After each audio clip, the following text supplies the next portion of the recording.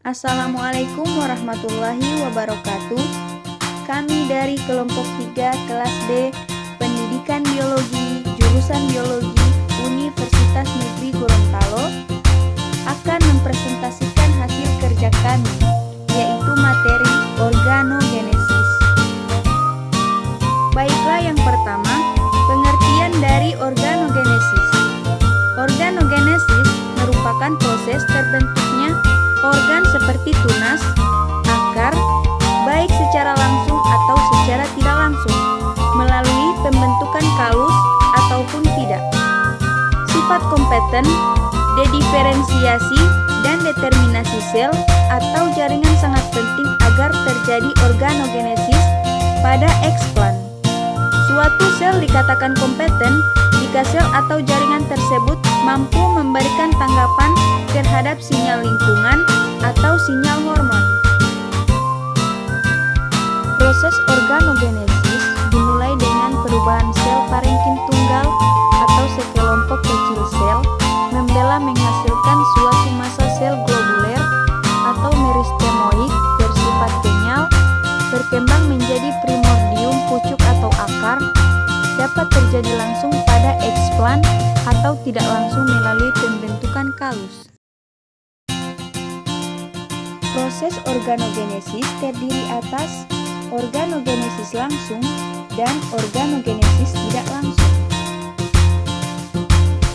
Organogenesis langsung, yang pertama, untuk perbanyakan tunas dapat diinisiasi langsung dari tunas adventif. Yang kedua, tergantung pada bagian tanaman yang digunakan sebagai eksplan dan jenis tanaman yang dikulturkan. Dan yang ketiga, tahapan organogenesis langsung terdiri atas tahap inisiasi dan multiplikasi tunas.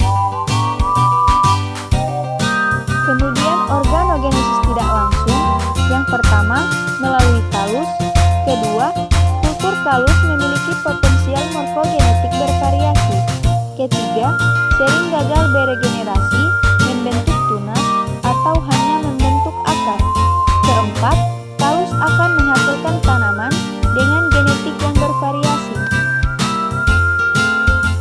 Yang kelima, proses organogenesis ditandai dengan pembentukan struktur unipolar, yaitu hanya pembentukan titik tubuh daun atau akar secara terpisah. Keenam, proses pembentukan organ-organ tanaman yang lengkap dari kultur sel atau jaringan disebut organogenesis. Yang ketujuh, teknik untuk menginduksi organogenesis pada umumnya dilakukan pada kultur kalus, meskipun juga dapat dilakukan secara langsung dari eksplan yang ditanam pada medium. Kedelapan, organogenesis pada kultur in vitro tanaman dipengaruhi oleh ketersediaan senyawa-senyawa tertentu dalam medium. Yang terakhir, pembentukan tunas dan akar ditentukan oleh konsentrasi auksin dan sitokinin yang digunakan. Baik, dan yang selanjutnya adalah gambar proses organogenesis. Dapat kita lihat bahwa organogenesis itu terjadi dengan dua cara, yaitu dengan shoot formation dan root formation, di mana shoot formation ini merupakan proses pembentukan tunas dan root formation adalah pembentukan akar.